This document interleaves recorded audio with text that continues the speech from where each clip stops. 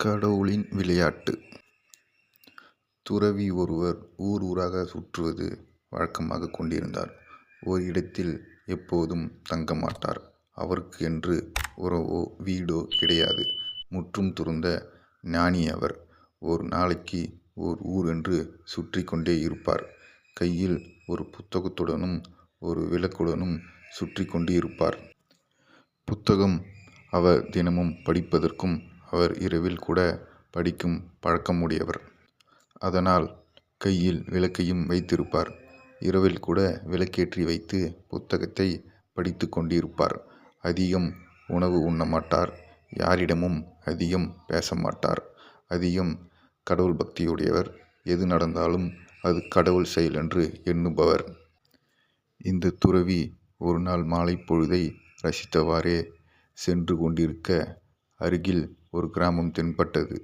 சரி, இரவு பொழுதாகிவிட்டது, இனியும் நடக்க வேண்டாம் என்று எண்ணி இந்த கிராமத்தில் இரவு பொழுது மட்டும் தங்கலாம் என்று எண்ணியவாறே அந்த கிராமத்தை நோக்கி சென்றார்.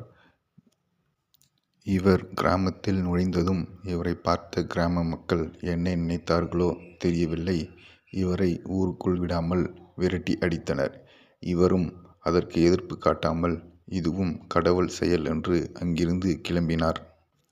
கிராமத்திலிருந்து சற்று தூரம் வந்தவர் நிறைய மரங்கள் இருக்கும் ஒரு இடத்தை வந்தடைந்தார். இரவில் அங்கேயே தங்கலாம் என்று எண்ணி தங்கலானார். இரவு பொழுதில் கூட விளக்கேற்றிக் கொண்டு படிக்கும் பழக்கம் உடையவர் என்பதால் புத்தகத்தை பிரித்து வைத்துவிட்டு விளக்கை பலத்த காற்று வீசியது. விளக்கை அவர் ஏற்ற அடித்த பலமான காற்றில் விளக்கை ஏற்ற அவரால் முடியவில்லை. விளக்கு அணைந்து கொண்டே இருந்தது. சரி என்று இதுவும் கடவுளின் செயல் என்று விளக்கு ஏற்றுவதை நிறுத்திவிட்டு படுத்து உறங்கத் தொடங்கினார். காற்றும் சிறிது நேரத்தில் நின்றுவிட்டது. இவரும் ஆழ்ந்த உறக்கத்தில் இருந்தார். இரவு முடிந்து பகல் பொழுது தொடங்கியதும் தூக்கத்திலிருந்து எழுந்தவர் அடுத்த ஊருக்கு நடைபயணமாக செல்ல புறப்படலாம் என்று எண்ணி நடக்கத் தொடங்கினார். நேற்று சென்ற அந்த கிராமம் பக்கமாக செல்லும்போது அதிர்ச்சி அளிக்கும் விஷயத்தை பார்த்தார். அந்த கிராமத்தில் சென்ற இரவு பொழுதில் கொள்ளையர்கள் புகுந்து இந்த ஊர் முழுவதும் கொள்ளையடித்து மற்றும் அந்த ஊரில் உள்ள மக்களையும் கொன்று இருந்தனர். அதை பார்த்து அதிர்ச்சி அடைந்தார். இந்நேரம் நாமும் இந்த கிராமத்தில் தங்கியிருந்தால் நமக்கும் இதே நிலைமைதான் ஏற்பட்டிருக்கும். நல்ல வேளை, கடவுள் செயலால் இந்த ஊர் மக்கள் நம்மை விரட்டியடித்தனர். அதனால் நாம் உயிருடன் பிழைத்தோம் என்று மனதுக்குள்ளே எண்ணினார். மற்றும் அந்த ஊரின் நிலைமையைக் கண்டு வருத்தமும் கொண்டார். இந்த கிராம மக்கள் விரட்டி அடித்தபோது வெளியில் சென்று தங்கினார். அங்கு புத்தகம் படிக்க விளக்கை ஏற்ற முற்பட்டபோது பலத்த காற்றினால் விளக்கை கூட அவரால் ஏற்ற முடியவில்லை. ஒருவேளை காற்று வீசாமல் இருந்திருந்தால் விளக்கை ஏற்றி புத்தகம் படிக்க தொடங்கியிருப்பார்.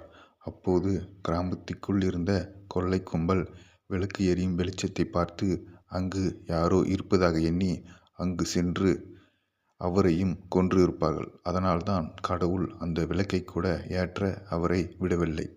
இது நிச்சயம் கடவுளின் செயல் என்று எண்ணியவரே தன் உயிரை காப்பாற்றிய அந்த கடவுளுக்கு நன்றி கூறினார். நாமும் இந்த துறவி போல அனைத்தும் கடவுளின் செயல் என்று வாழ கற்றுக்கொள்ள வேண்டும். நம்மால் செய்ய முடியாத, நம்மை மீறிய செயலுக்கு எதிர்ப்பு ஏதும் காட்டாமல் கடவுளின் செயல் என்று விட்டுவிட வேண்டும். அப்போதுதான் நம்மால் மகிழ்ச்சியாக வாழ முடியும். இல்லை என்றால் அதையே நினைத்து வருத்தப்பட்டு கொண்டே இருப்போம். நம்மால் முடியாதவற்றை விட்டு தள்ளி அனைத்தும் கடவுள் என்று வாழ பழகிக்கொள்ள வேண்டும். நன்றி. வாழ்க நலமுடனும் வளமுடனும்.